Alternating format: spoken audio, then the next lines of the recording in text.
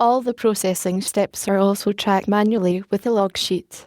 Zeder next illustrated the kinds of adjustments that one can make when scanning from paper and microfilm. For example, redoing images that need special handling, setting for dithering or grayscale, and adjusting for brightness or for the whole book at one time. NATP is scanning at 300 dots per inch, a standard scanning resolution, though adequate for capturing text that is all of a standard size. 300B is unsuitable for any kind of photographic material or for very small text. Many scanners allow for different image formats, TIFF, of course, being a de facto standard. But if one intends to exchange images with other people, the ability to scan other image formats, even if they are less common, becomes highly desirable. Kit Group 4 is the standard compression for normal black and white images, JPEG for grayscale or color. Zeder recommended one, using the standard compressions, particularly if one attempts to make material available and to allow users to download images and reuse them from CD-ROMs. And 2. Maintaining the ability to output an uncompressed image, because in image exchange uncompressed images are more likely to be able to cross platforms. Zeder emphasized the importance of disk queuing and filtering as requirements on NATP's upgraded system. For instance, scanning bound books, particularly books published by the federal government whose pages are skewed, and trying to scan them straight if OCR is to be performed, is extremely time-consuming. The same holds for filtering of poor quality or older materials. Zeder described image capture from microform, using as an example 3 reels from a 67-reel set of the papers and letters of George Washington Carver that had been produced by Tuskegee University. These resulted in approximately 3,500 images, which NATP had scanned by its service contractor, Science Applications International Corporation, SAIC. NATP also created bibliographic records for access. NATP did not have such specialized equipment as a microfilm scanner. Unfortunately, the process of scanning from microfilm was not an unqualified success, Zeder reported, because microfilm frame sizes vary. Occasionally some frames were missed, which without spending much time and money could not be recaptured. OCR could not be performed from the scanned images of the frames. The bleeding in the text simply output text. When OCR was run, that could not even be edited. NATP tested for negative versus positive images, landscape versus portrait orientation, and single versus dual-page microfilm, none of which seemed to affect the quality of the image, but also on none of them could OCR be performed. In selecting the microfilm they would use, therefore, NATP had other factors in mind. Zeder noted 2 factors that influenced the quality of the images. 1. The inherent quality of the original, and 2. The amount of size reduction on the pages. The Carver papers were selected because they are informative and visually interesting, treat a single subject, and are valuable in their own right. The images were scanned and divided into logical records by SAIC, then delivered and loaded onto NATP's system, where bibliographic information taken directly from the images was added. Scanning was completed in summer 1991, and by the end of summer 1992 the disc was scheduled to be published. Problems encountered during processing included the following. Because the microfilm scanning had to be done in a batch, adjustment for individual page variations was not possible. The frame size varied on account of the nature of the material, and therefore some of the frames were missed while others were just partial frames. The only way to go back and capture this material was to print out the page with the microfilm reader from the missing frame and then scan it in from the page, which was extremely time-consuming. The quality of the images scanned from the printout of the microfilm compared unfavorably with it of the original images captured directly from the microfilm. The inability to perform OCR also was a major disappointment. At the time, computer output microfilm was unavailable to test. The equipment used for a scanning system was the last topic addressed by Zeder. The type of equipment that one would purchase for a scanning system included a microcomputer, at least a 386, but preferably a 486, a large hard disk, 380 megabyte at minimum, a multitasking operating system that allows one to run some things in batch in the background while scanning or doing text editing, for example, Unix or OS/2, and, theoretically,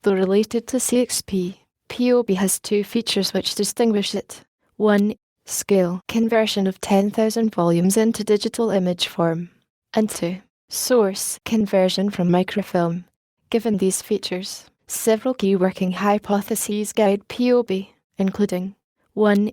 Since POB is using microfilm, it is not concerned with the image library as a preservation medium. 2. Digital imagery can improve access to recorded knowledge through printing and network distribution at a modest incremental cost of microfilm. 3. Capturing and storing documents in a digital image form is necessary to further improvements in access. POB distinguishes between the imaging, digitizing process in OCR, which at this stage it does not plan to perform. Currently in its first organizational phase, POB found that it could use a vendor selection process to facilitate a good deal of the organizational work, e.g., creating a project team and advisory board, confirming the validity of the plan, establishing the cost of the project and a budget, selecting the materials to convert, and then raising the necessary funds. POB developed numerous selection criteria, including a firm committed to image document management, the ability to serve as systems integrator in a large-scale project over several years, interest in developing the requisite software as a standard rather than a custom product, and a willingness to invest substantial resources in the project itself. 2 vendors, DEC and Xerox, were selected as finalists in October 1991, and with the support of the Commission on Preservation and Access, each was commissioned to generate a detailed requirements analysis for the project and then to submit a formal proposal for the completion of the project, which included a budget and costs. The terms were that POB would pay the loser. The results for Yale of involving a vendor included broad involvement of Yale staff across the board at a relatively low cost, which may have long-term significance in carrying out the project. 25 to 30 university people are engaged in POB. Better understanding of the factors that affect corporate response to markets for imaging products, a competitive proposal, and a more sophisticated view of the imaging markets. The most important factor that distinguished the vendors under consideration was their identification with the customer. The size and internal complexity of the company also was an important factor. POB was looking at large companies that had substantial resources. In the end, the process generated for Yale 2 competitive proposals, with Xerox as the clear winner. Waters then described the components of the proposal, the design principles, and some of the costs estimated for the process. Components are essentially 4. A conversion subsystem, a network-accessible storage subsystem for 10,000 books, and POB expects 200 to 600 B storage, browsing stations distributed on the campus network, and network access to the image printers. Among the design principles, POB wanted conversion at the highest possible resolution, assuming TIFF files with Group 4 compression, TCP/IP, and Ethernet network on campus. POB wanted a client-server approach with image documents distributed to the workstations and made accessible through native workstation interfaces such as Windows. POB also insisted on a phased approach to implementation. 1. A standalone, single-user, low-cost entry into the business with a workstation focused on conversion and allowing POB to explore user access. 2. Movement into a high-volume conversion with network-accessible storage and multiple access stations. And 3. A high-volume conversion, full-capacity storage, and multiple browsing stations distributed throughout the campus. The costs proposed for startup assume the existence of the Yale network and its Tedokitech image printers. Other startup costs are estimated at $1 million over the 3 phases.